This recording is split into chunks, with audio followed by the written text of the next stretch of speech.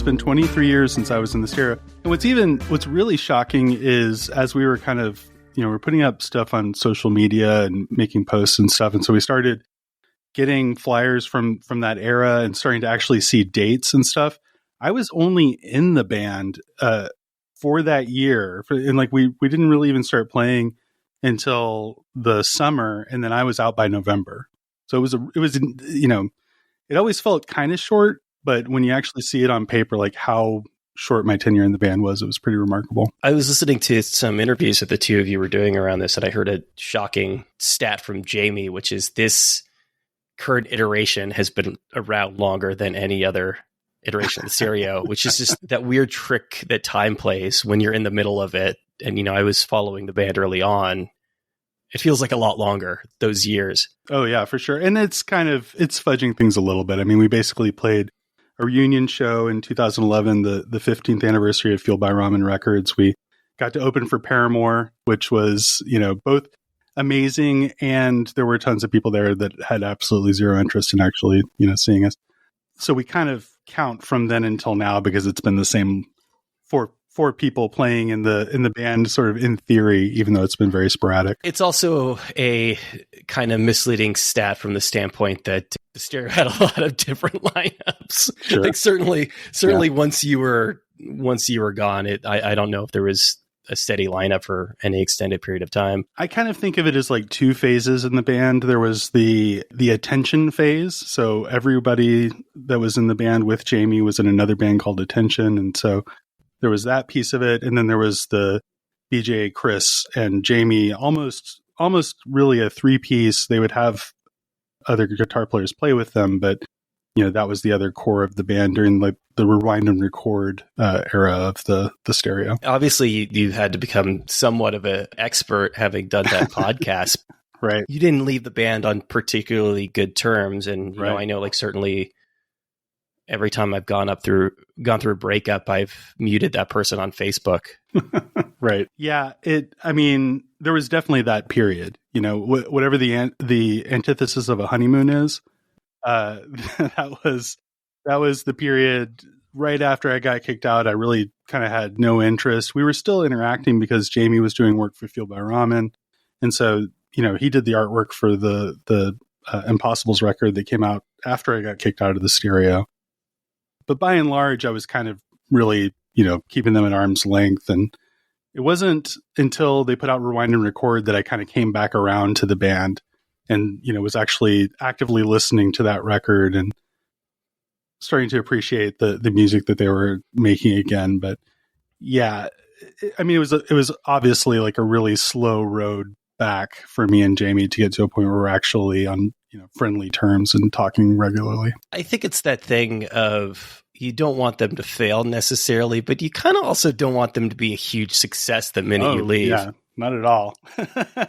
Like how crushing would it have been if, kicking me out really was the key to success. If you were the dead weight that was holding them back. Luckily, that's not the way it went. Although, I talk about it quite a bit in the Kings of No Hope podcast. It's like, I really kind of thought that was the trajectory for this stereo. They were, even when I was in the band, they were having discussions with major labels and stuff. And it just kind of felt like, and that was the model at the time. I think, hindsight being 2020 now, you kind of realize like actually really digging in with Fueled by Ramen would have been the right move, because Fueled by Ramen got purchased by a major label, became huge, and was totally able to sustain really large acts after that. But the model before that had been, you start on an indie, and then if you really want to blow up, you need to get to a major label, the sort of, Green Day path. And they just seemed to be on it. I really would not have been surprised at the time if that had been what had happened. I don't think I heard this come up in the context of the band and discussions. Obviously, so many discussions that happen around the band are why you didn't make it, why you weren't as big as the bands that came later. And obviously, timing is a part of that. But I think a piece of timing that gets missed from the conversation is by 99, 2000, the record industry was already imploding. Yes, 100%. And they had a front row seat to that implosion. Like they were literally having discussions with labels that would stopped picking up the phone because they were shuttering their doors because downloading was the new thing, and there was no real way to go back from that. Does it feel like something you were chasing at the time? Yeah, frankly, I don't think it's not very cool to say it. I mean, yeah, exactly. Like you were in this like scrappy punk ska band that I loved, but in the first iteration of The Impossibles before coming back, there's no way that band really like breaks through, right? No, I definitely don't think so. And Craig Aronson, semi-famous A&R guy who's no longer with us, Craig, came to one of the Impossible shows and pretty much verified as much. I always imagined his take was similar to like when A&R guys would go and see Kid Rock, and it's like Kid Rock was drawing 5,000 people in Detroit or whatever, and was really huge, but they would go and they'd be like, what is this? I want nothing to do with this, and there's no way that I could take this and break it as a national act. We unfortunately, we're no Kid Rock, I guess, so we didn't. Maybe the Kid Rock of third wave ska, I think, is maybe fair. And you alluded to that, the Impossibles reunion. Is there a way in which for you that was kind of a reaction to what had happened with the stereo? Oh, absolutely. I mean, the stereo in its own way was a reaction to the Impossibles ending, because I just wanted to keep making music. I was working at a 7-Eleven, so that was my career prospects outside of music were convenience stores. So I really wanted something in the music realm to work out. So when the Impossibles stopped the first time, keeping that push going is what helped to form the stereo. The stereo imploding is what helped to inspire me or make me decide that I needed to get back with the Impossibles guys and say, hey, let's give this another shot. Because there was a lot of love for that band. We did really well locally, and even kind of nationally did pretty well. And it's hard it was hard for me to totally walk away from that and just be like, yeah, there's people who want to hear music from us, but I'm just going to be over here working in a convenience store. Something I appreciate about you is that you've kind of kept all those guys in your orbit, it seems like. Yeah, we're absolutely, we're like family. I don't really keep up with people from high school. Like I didn't really have that. I have friends where their friend group is still pretty much the same as it was when they were 17 years old, and I didn't really have that. For me, it happened a little bit later when we started the Impossibles, when I was more 18, 19, 20. And so, those guys are my family, and, I'd like to think that we'll stay in touch. But even beyond that musical projects you've had over the years, it seems like you keep, bringing them back in, and you keep collaborating. I'm always trying. I mean, that's the thing. It's like, I'm always the one looking to try to collaborate and do stuff. We've still consistently over time I'll occasionally write a song and be like, this sounds like an Impossible song. I should send this to those guys and see what they think. And we'll bat it around, and maybe it doesn't come to anything, but that is still part of the conversation. And writing with Gabe was sort of the first great experience like that I had in my life, and continues to be a really fruitful collaboration. Anytime that we get together, if he'll let me work on some of his music, or if I can get him to work on some of mine, I always really love the way that stuff comes out. Somehow our voices also, I think, mix in a good way, which is really tough for me because I have a weird voice that doesn't. I feel bad for Jamie because I'm like trying to harmonize with him, and it can be tough sometimes. But for whatever reason, the thing that Gabe does and the thing that I do seems to mix a little bit easier. It's interesting to hear just the process of writing songs generally, and that something will be an Impossible song. And I'm guessing that also means that over the years that things have felt like stereo songs, because I think the way Jamie described it, you came to the table with 10 songs. Yeah. So I originally came to Jamie because I had been doing work as solo music as The Artificial Heart. And so I had put out a full length as The Artificial Heart. I mean, it was a band. It existed as a band, but I had my own studio and I was recording the songs and writing everything. And when the band part of The Artificial Heart had kind of ended, I kept writing songs, and then I started to amass these songs that I wanted to do something with. So I originally approached Jamie around mixing it because he's an amazing engineer and producer. I think he's much more talented than I am in that space. So I wanted to see if he could take it and, really take it to the next level. And instead, what he came back with was, hey, why don't we work on these together? Like, I think we could do something with them. And that was fantastic because that, I think, really gave it a completely different dimension than if I had just put out one more Artificial Heart record, particularly if it was just something where it's just me. I'm kind of doing everything on it and I just kind of release it and it just kind of goes nowhere and dissipates, This was a chance where I could both get what I was looking for, which was like to take the music and make it sound as great as it possibly could, but then also get to collaborate with Jamie, who's a massive talent, get him to add in his stuff, then take some of the amazing songs that he was writing, bring all that together into a new stereo record. I mean, it was kind of a dream come true. 2011, I guess, is when you kind of sort of rejoined the bands and played the show. At what point did the two of you start talking again? Well, so 2011, we were definitely talking, but we didn't really keep up too much. And after that, Jamie did a solo record, and I kept up with that, and I thought that was really good. But it wasn't until 2015 I had a demo that I wanted to. I basically sent it out to everyone, all of my friends that I thought were amazing vocalists, and so one of those people is Jamie Woolford. And so when he got that sort of like kicked off the conversations that led into, hey, maybe I've got this other stuff that you can mix. So that was when it really actually started to become a conversation around making another record. When you say you sent them to people you knew who were great vocalists, you were interested in writing for other people at that point? A song that is on the new stereo record called Perils of Underestimation, and there's a gang vocal part in it. And, doing gang vocals when we were 17 was easy. We got all of our friends to come into the studio, and we all sat in front of a microphone and yelled at it. Paid them in beer. It was a little harder at that point. I didn't really have those sorts of options. So what I did is I sent my demo of the song to my friends and then asked them to make, just a voice recording on their phone of a vocal part that I sent them in like a separate file. So they knew like what the part I was looking for was, and then they had the song that they could kind of sing along to.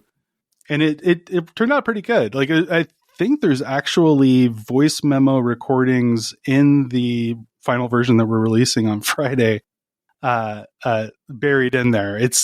There's, maybe 20 tracks of backing vocals, but some of them are from those original voice memos. It is kind of funny to be working on an album for 7 years and somehow voice memos make it into the final mix. We had every opportunity to make them sound better, and we chose not to. When I think about my own career, I mean, there are certainly people that I just would never want to work with again, and obviously there was some bad blood, but there's a difference between having somebody sing backup vocals on your record and actually collaborating in earnest. Oh yeah, for sure. But I think it was always sort of like kicking around in the back of my mind, like, maybe someday, well, once we sort of buried the hatchet and things were, actually okay. I think we half buried the hatchet closer to the time the Impossibles and the Stereo did a tour of Florida for Fueled By Ramen. It was a bunch of Fueled By Ramen bands touring together. At that point, things were like cool enough, and I got on stage at the last show and played the song 300 with them. And so I think that was sort of the first, like, okay, we don't hate each other. We're not going to be vindictive towards each other. Then 2011 was when it became more of like, hey, we both really like doing this. We made a really cool record back in 1999. Why don't we like actually get together and play music? And then from there, I've said this, and I'm absolutely serious about it. Sam Hardwig, the new drummer, is like part of the glue in that equation for me to like keeping us together, because I had such a great time with Sam, and Sam is such a fantastic person. It made me want to be a part of that, and that like really positive vibe that we had going, which was never a part of the Stereo before. Like the Stereo was always there was always a layer of negativity to it that I don't think I like appreciated at the time, because in a lot of ways it can be really fun and funny to sort of be taking everyone else down, and like, that form of humor that is really at the expense of someone else. It's what you do when you're in your early 20s. Yes, exactly. And I don't think we appreciated the corrosiveness of that, when that's kind of the deal all the time. In 2011, it was totally different. It was a completely positive thing, and really just had the right tenor for something that I actually wanted to be a part of. Hearing you describe it in the first couple of episodes of the podcast, it seems like you were carrying a lot of that around, that you were taking a lot of those things personally. I mean, as you said, you don't necessarily have a lot of confidence in your voice, and there's a moment on there where you're singing falsetto in a session, and everything kind of comes crashing down around you, it sounds like. Yeah, it was brutal. I say it in the podcast, but it really did feel like coming into a wake when I walked into the studio after singing that part, because there was already an air around the band of my abilities, and like whether I was reaching the heights that the stereo needed to be hitting in order to get where they wanted to go. So that was already a part of it. Then you take on top of that, making a recording, which, presumably we're going to share, and is part of, promoting the band towards the next release and all that sort of thing. And, you just biff it. Like the final recording is not, I don't think it's that bad. Like, listening to it now, it's a lot worse in my mind's eye, but it is also, I can also hear the pain and almost like my thought process and me thinking more about what they're thinking while I'm singing it than actually about what I'm doing. You were in your own head. It's very zeitgeisty to talk about this, and now we have a phrase for it that we all know. But did you have a notion of what imposter syndrome might be at the time? I don't think so, but you're 100% right. I mean, that was absolutely what it was, and maybe a question of like, am I a minor league ball player? Like, do I really belong in the local circuit playing the songs that I wrote when I was 18 and that's it? Or is it, can I be a part of this thing that might have a chance to go further? And yeah, and I don't think that I had a lot of confidence in myself at that point, but really I just kind of ended up turning a lot of those feels into kind of anger and resentment. You say that in the past tense, that you had those feelings. Do you feel like you've worked through them, or do they still surface from time to time? I 100% feel like I've worked through them. If anybody has someone in their past that you still would like to maintain some sort of relationship with, but you have some traumatic event that you've never talked about, I highly recommend getting a couple of microphones and just sitting down for 2 hours and really talking about it. Maybe it's sad that that's what it took for us to even have like a real conversation about it, but it absolutely helped facilitate that. And I don't feel bad about it at all anymore, which is, it was a weight being lifted once it actually got to that point that I didn't even realize I was carrying around. It's sort of a lower cost version of some kind of monster of that of that group therapy. Yeah. But also sort of like performative at the same time, because you're doing it in front of a microphone. So obviously you got a little bit of the Heisenberg uncertainty principle in that. Oh, absolutely. Probably takes on a different life knowing that a lot of people are potentially listening to this. And maybe that's why it was better for me, because Jamie is like coming to the table looking to, settle some of his past demons and things. And so it was pretty satisfying, to have him be apologetic. But I didn't spend too much time on it in the podcast, mostly because I don't think it told as compelling of a story. But when we had that conversation, I definitely owned a lot of my obnoxiousness as well. And sort of the way that I really devalued a lot of things that Jamie valued, and kind of treated him like he was stupid for caring about things like, the music, the quality of the music being really good and the live performances being really good. You feel like you intentionally devalued them because he valued them? In a way. I mean, I think I was antagonistic towards him for feeling that way and just sort of being like, that's stupid. This is punk rock, or like kind of finding my way to be able to undercut the things that he cared about. And I, I think that probably was also a big part of the picture when it really came to a head at the end. I heard the two of you discussing this, and it was really interesting to hear you frame it as we almost decided that Jamie was going to be the villain of the piece, that was sort of the narrative structure. And how does that impact something like this when you sort of have that sense going into it? I mean, it was helpful from like a storytelling perspective to have an idea of where we were going, and like what the big picture was going to try and look like. I think it really was a situation where we let him take the fall. We were just talking about the sort of humor you have when you're in your 20s and it having that negative slant to it.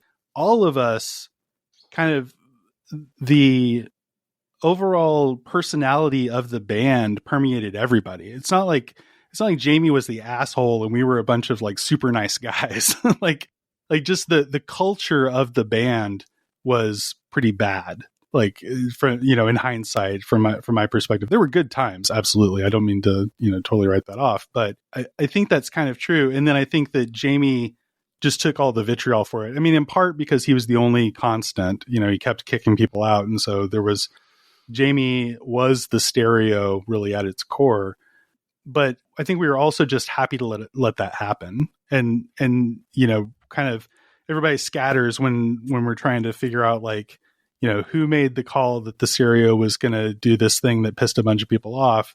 It was J-Word. He's the one who did it. You have a pretty profound revelation, I think, in the fifth episode when discussing the decision not to bring the original drummer back and have Sam play the drums instead. I think it's through listening somebody else describe the process and essentially blaming Jamie for the decision, you realize that you had kind of done that as well. Yeah, I just stayed silent. I was... which is complicit in its own way, right? It is. It absolutely is. I was in a room with Jeremy Tapero doing that interview. So we were face to face and, he starts talking about Jamie wanting to get this drummer that had never been in any of the lineups. And I just nodded along, because it's so much easier than to be like, actually, Jeremy, I got to level with you. I was actually thinking that it would be a better idea to have Sam. He was already in the same town as Jamie, and I didn't fight to try and get Jeremy to be in the band for the reunion show. And yeah, I really shouldn't get too much credit though, because, it's easy to sort of in narration be like, actually, I, should have taken that, but it would have been much more effective if I had done it in the moment. But I couldn't help listening back to it, just kind of realizing that had probably happened countless times. And that was just one of the only times that I just had like evidence of it right in front of me. I think you do deserve credit from the standpoint of kind of realizing that it was something that was persistent in the past. And that is probably a big part of mending that relationship with somebody, is realizing that I have my share of blame in this as well. I hope so. Like I hope that if people listen to the whole thing, because one of the problems I ran into that I wasn't 100% anticipating is that because the podcast was coming out every 2 weeks, in the beginning, I would have people come to me and be like, yeah, Jamie's such an asshole. Like you really like framed it just right and got the found the way to nail him. And I hope that anyone who started to have that impression in the beginning got to the end and saw a little more ownership overall of everything that had happened. And because I don't think Jamie really deserves that.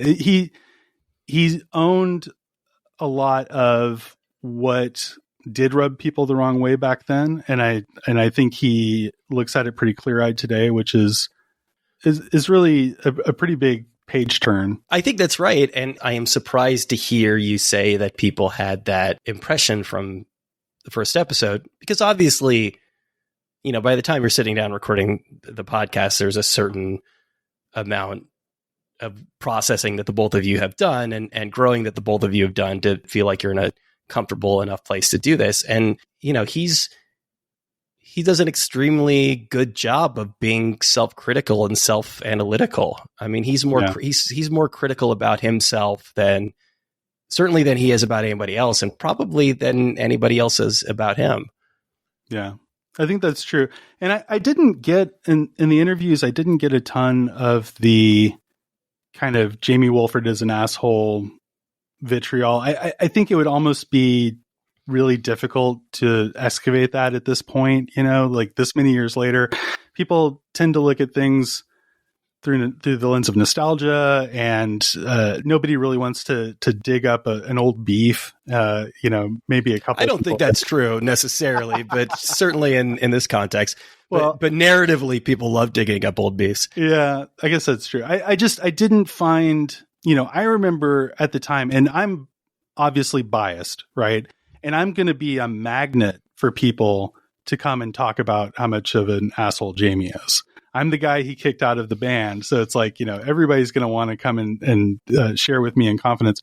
But I do remember more of that kind of permeating at the time. And that, I could almost see somebody listening to the podcast and sort of being like, who thinks he's an asshole? Like nobody's, I don't really see a lot of this. It's almost like you had to be a part of that scene and actually seeing it happen. I guess you had to be there, dude. I think the arc of the podcast book ends nicely in that you have this realization about yourself at the end, through the context of bringing on a new drummer. And Jamie says something I think pretty profound in the first episode. He calls it unhealthy ambition, which I think is a great turn of phrase to describe the toxicity of the band. Yeah, I think that's accurate. That really led to most of the friction, both internally and externally. I think there's something about wanting it too much, and pushing too hard that can make that goal even more elusive and push it even further out of your grasp. And I think in hindsight, that's part of what Jamie's talking about. But also feeling like when you have the goal in sight and you feel like you know how to get there, that you can cut any dead weight that you see along the way. And unfortunately, you were that weight early on. Yeah, absolutely. And, I think it almost makes mathematical sense, like just purely on paper, if you're trying to do the equation that is going to result in the stereo, quote unquote, making it, I could totally see it. I think if you add in emotion and feelings and stuff, I think that's when you start to get a sense of like, oh, actually, maybe I brought a little bit to the table in the songwriting aspects and stuff that gave the band a little bit more heart, for lack of a better term, in the beginning, that losing probably did not help them move towards those goals. It's such a funny thing about the way that the podcast is structured, in that you're out of the band by the second episode. Right. But it always struck me. I mean, I remember being an Impossibles fan, and I remember 300 coming out, and, it felt like, in a certain sense, it felt like an uneven partnership, in that Jamie had the songs, or certainly Jamie was singing on the songs. Did it feel like that going into it? To some extent, yeah. I mean, Jamie was just a lot further along. He had more songs written. His demos were much better recorded than mine were. I was doing mine on a mini disc 4-track at my house, and he had actually like gone into a studio and recorded some of the songs that ended up on there. But yeah, I think it always sort of felt like he had the lead role, and then I'm kind of in the sidecar, right? And that I didn't really mind that. I've always liked, having my little corner of the band, and that when the Impossibles started, it was more like that. And then I think over time, for better or worse, Gabe was the Jamie figure in the relationship. Yeah, because when like the bands I've been in before, there would always be like the singer, and then I would maybe have like my one song or whatever. I kind of liked, seeing bands that would do stuff like that, or like the Dead Milkmen were a really big band for me growing up. Right. So you've got the two different vocalists, and, Joe Jack Talcum will come out and sing the one radio hit. But also it's like a Kim Deal situation where, like, she had Gigantic, and I think there was a tremendous amount of resentment there. Sure. Yeah. And so I always kind of liked the idea of being in that position. Like, I'm not the keystone singer that is the lead vocalist, but I can come in and do my thing. And so when the stereo started, I was very comfortable sort of being in that position. I think it only got weird whenever the power dynamic sort of shifted, and it started to feel like, oh, wait a minute, I'm actually just one of a cast of characters in a solo project, and I'm just as disposable. When the reality of your relationship with somebody reflected that, when it wasn't strictly just what you were putting on record. Yeah, exactly. We talked about this idea of unhealthy ambition. I mean, do you feel like the way that you were acting in the band at the time was a reaction to that? Yeah, 100%.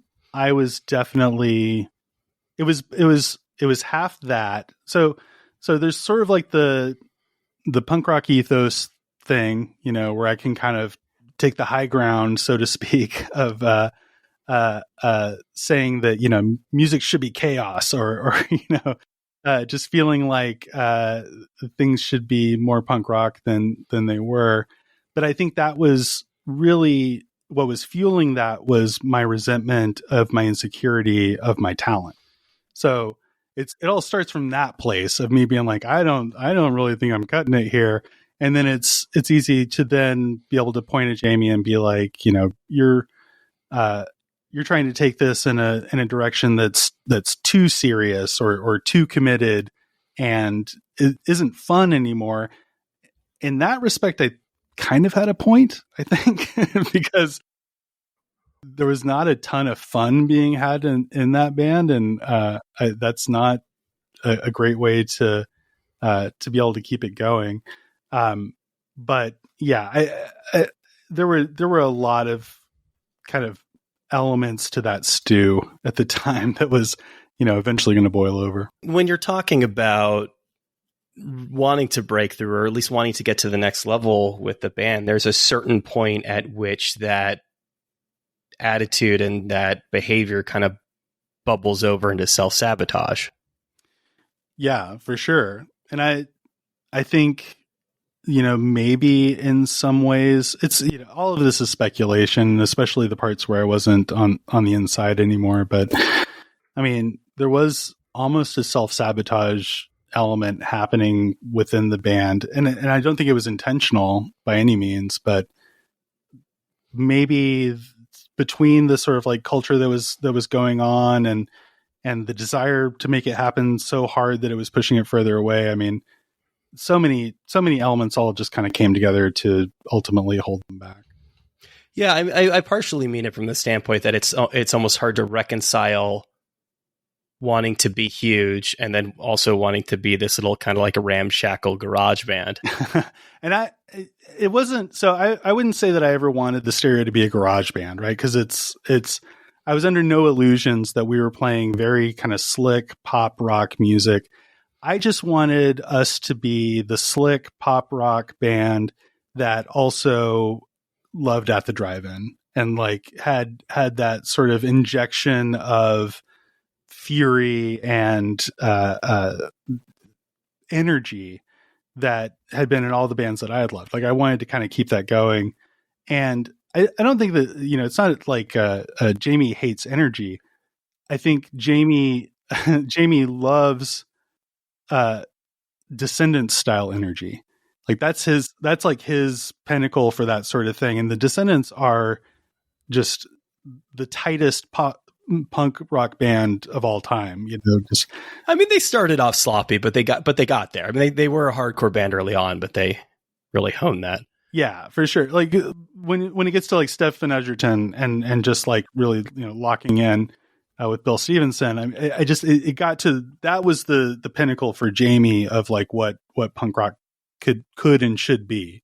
And for me, it was more in that sort of, at the drive-in, sloppier, Sex Pistols-y sort of vein that wasn't like the antithesis, but was definitely like a different school. It strikes me now, and actually, it struck me at the time as well, that the Impossibles Mark II was more of that slick sound. I remember playing I discovered you through that anthology record, the Impossibles. But there's a pretty stark contrast between the songs that are on that and the Return stuff. Yeah. I mean, we also lost the ska element of our sound. Like, I think there was kind of a denial of early influences happening on that one, and more sort of trying to embrace new influences. And through making the stereo record, I think that got me into that songwriting mode. One of the songs on the Impossibles Return record, Connecticut, was a stereo song. So there were literally just songs that went from being stereo to being Impossibles. I think it still brought a different energy to it once we, played it in that band. You get those four guys together and it's going to be something completely different. I mean, I have to imagine that once you set certain expectations of what success looks like in this band that you're in, it's hard to kind of downshift those in subsequent projects. Yeah, I think that's true. I don't think I ever, even when the Impossibles got back together, though, I don't think I was ever under any illusions that we were going to be the breakout radio hit. I always knew that the Impossibles had sort of this different thing that connected with a lot of people in a very particular and special and amazing way, but didn't have that same sort of, broad-based appeal. I never thought like the Impossibles were going to be the Foo Fighters or something. Like that was never in the cards. But, to your point, I did want to make good sounding records. And at the time, to bring up the Foo Fighters again, the Color and the Shape was kind of like the pinnacle of success for me in that space. And so, yeah, it was aiming in probably a different direction, where when we made the anthology record, the best sounding records to me were probably like Punk and Drublic and, the Blue Album, sure, but still pretty different. At any point, did you think that the stereo could be the Foo Fighters? Yeah, I mean, sitting in the offices of Interscope Records, talking to an A&R guy, I can imagine it. You start to starts to feel like the streets are paved with gold, and you're just gonna walk on down to Success Town.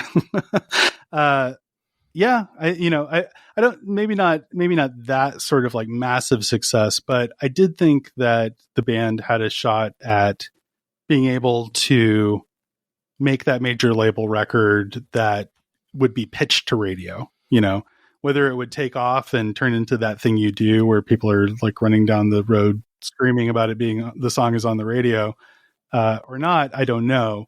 But it did seem like, because there were so many opportunities to get at least to that one step further, it felt like one of them had to hit, eventually. I work in publishing, which means that I have been laid off a couple of times, and I'm always interested in hearing what that first day was like in terms of kind of assessing where you were and whether you could or should stay in music after getting the boot from the band. Yeah.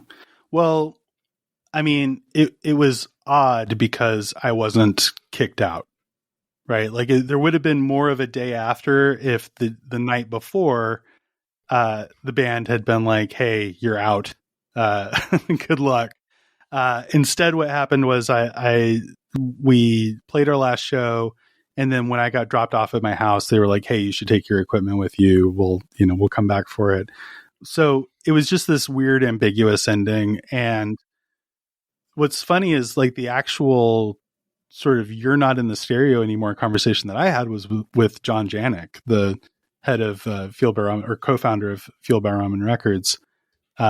and him really more just sort of like making sure everything would be okay with them moving forward, continuing to use the name and everything, since really me and Jamie had gone in with like a 50-50 ownership from like a literal standpoint. You know, I know we talked a little bit about how Jamie more had the lion's share of the songs and stuff, but when we made those original decisions, it was going to be 50-50, and I was fine with it. But yeah, I mean, I think I had a big chip on my shoulder at that point, so it was more about like, I'm going to prove you wrong. Like, you kicked me out, but you are dead wrong. I'm going to go do something.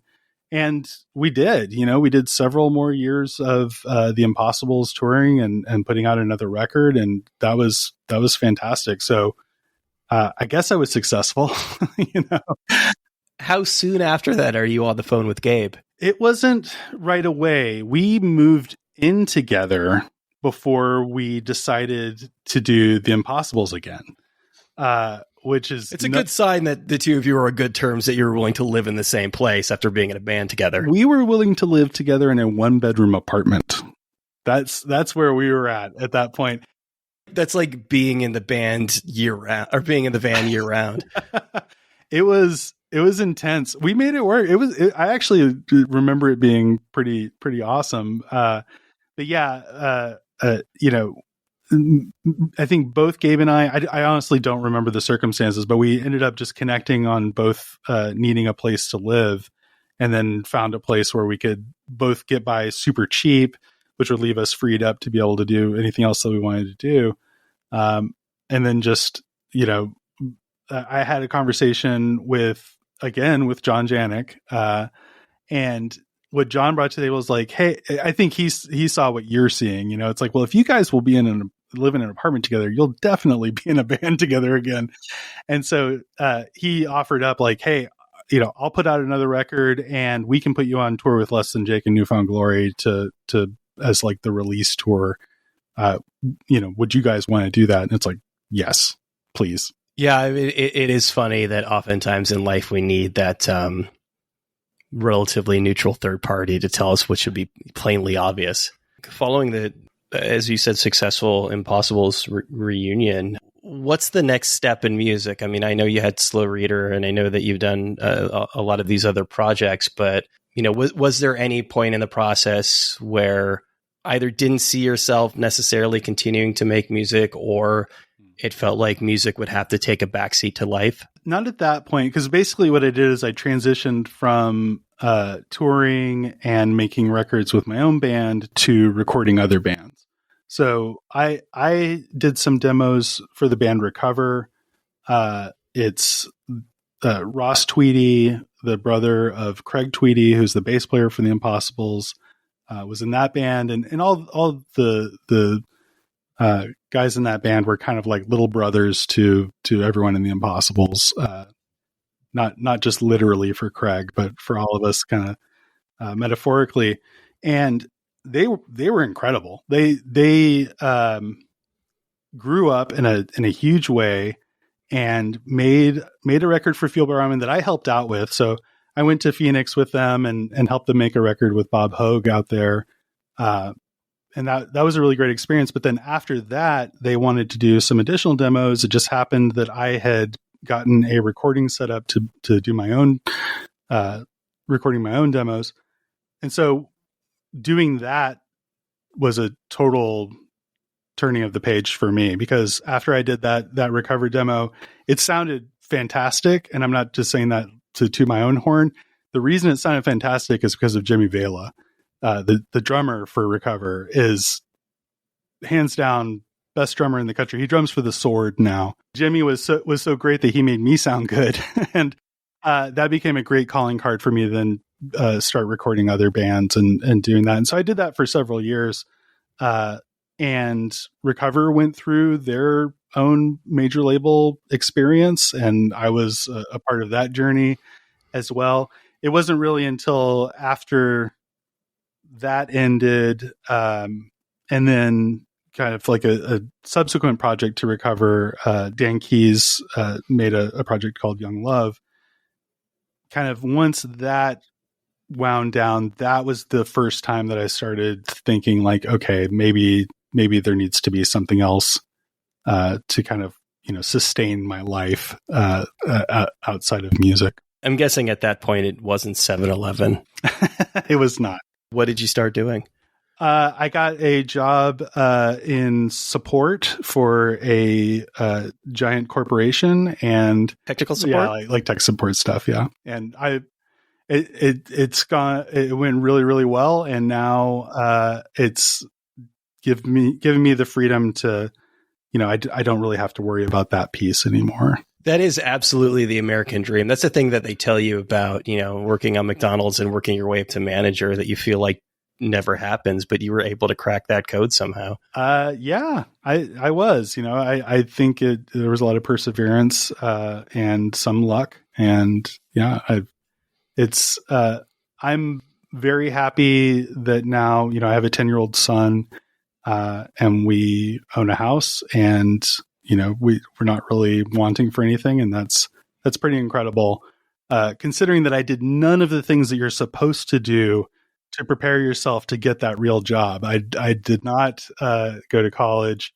I just really lucked out that I ended up at a place where it was more of a meritocracy, and all of the experience that I gained from producing music and being on the road and managing tours and stuff like that, they actually, valued that and allowed it to sort of be demonstrated in the work that I did there. So in those intervening years between, I guess your producer life and now the band, like actually reforming in a, in a tactile way, what role did music play? I'll be honest.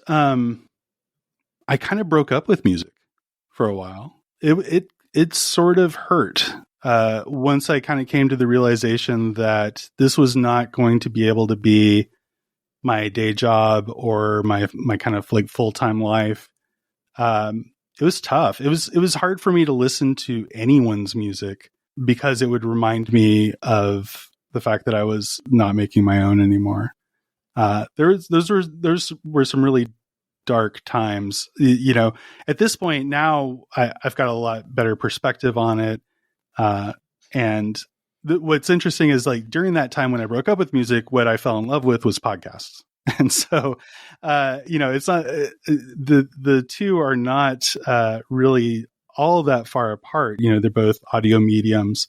But that was an interesting way to be able to kind of rekindle something new, in the same way when I was, 16 and I heard Operation Ivy and it made me want to go make music. I had a really similar experience with listening to something like Serial or S-Town or any of the kind of documentary style podcasts. Really inspired me to want to do something in those lines. Nowadays, most of the podcasts I listen to are conversational kind of talk stuff like what you do here. But the original sort of thing that I fell in love with, and then the thing that I ultimately ended up wanting to make more of, was that type of documentary podcast, which is very clearly the template for the stereo podcast, right? Yeah, I'm much more in my comfort zone when I can do a ton of editing. Like, if you would give me the files from this, and I could take it and I could take out all of my I would be. I do that, so you're in luck, but. Yeah, it's so, I love being able to structure out, and especially with the stereo stuff, being able to kind of jump between interviews that I did 2 years apart, but I can have one person start a thought and another person complete it. It's just a really satisfying art form for me to get to engage in. And it is pretty incredible 180. I mean, it's amazing when we're in a different place emotionally, the difference there between being at a point in your life where you were so done with music that you just weren't able to listen to anybody else's, to doing a podcast where you dissected the day-to-day machinations of this band that broke up in a not great way. I mean, you must have been in a profoundly different place in your life. I've never taken a single second to think about it, but now in this conversation, I'm realizing like it was the road back to music for me. Like I was able to take the podcast road back, and yeah, and, you know, not too long after that. So the time period that I quote unquote broke up with music, that was around like 2008 ish, and I was still doing things occasionally. But you know, by the time we got to 2015, I had already started getting the bug again and started getting the itch, where you know, I'd pick up a guitar and I'd start playing something and be like, oh, that would actually make a pretty good song. So it did sort of incrementally start happening more and more. But yeah, I think you're right. The sort of culmination of it and fully bringing me back to the point where we're actually like putting out a new record. I think the podcast was a way to be able to get to that place. And it sounds like the dynamic, obviously not from a sort of interpersonal friendship standpoint, but musically hasn't changed in that it's because Jamie, I think, was doing so much of the heavy lifting in the production of this album that you felt like you could go and work on this separate project. Yeah, and I'm a lot less precious now. You know, I think back in the day, if I wrote a song, I would want to kind of be there for every decision being made with it, and you know, try and hold on to that sense of ownership all the way through. Where now I am more than happy to write this, you know, demo out the song, as much of it as I have, and then just hand that to Jamie and let him do his thing for, you know, a week. Send it back to me. It's in a different key. It's got completely different instruments on it than were on it originally. You know, there are some that changed really radically through that process. And back then I probably would have been horrified. I would have been like, why are you trying to steal my song? You know, like I had this song and now you took it and you turned it into your song by making all these changes. Instead, now I'm not precious with it at all. And it's like, wow, you brought me this like whole new song that I now can appreciate, both for the things that I liked about what I originally wrote, but then also for everything that you brought to it. You know, you've got this beautiful domestic life now. You've got a kid. You've got this great like steady job. You know, sure. You know, the album obviously, you know, coming out, and we, you know, in a lot of ways we still are very much in this pandemic. But you know, when the time comes, and if you do feel comfortable touring and playing more, and you know, perhaps putting out more records, whether it's with the Stereo or the Impossibles, I mean, do you foresee going forward music continuing to play an important role in your life? I think so. You know, I love playing the occasional show whenever we can get together the logistics to make that happen, and it is very complicated with you know, two of us living in Phoenix, one Chris is in Pittsburgh, and then me being in Texas. It can be, you have to do a lot of math to be able to figure out like what's going to be able to make sense to make that happen. But you know, I love playing those shows. I love kind of being in the like quasi sort of reunion show stage of my musical life. You know, I'm that is a really nice place to be. I've always had this sense of, I think some people are kind of like songbirds, you know, like you're just kind of born with a song in your heart, so to speak, and you want to express that. And for me, the thing that I've found is I have a hard time expressing it and making it, and then just having it sit on a shelf or no one else ever hearing it. I don't know if it's just because from the time that I was 18 years old, like all the music that I ever wrote was getting put on records and released. And so I've just like gotten used to that, like having people, you know, provide me feedback and be able to see the fruits of my labor out there. So I have this sense that will kind of continue for as long as I'm able to do it, because it just kind of feels like a part of my DNA.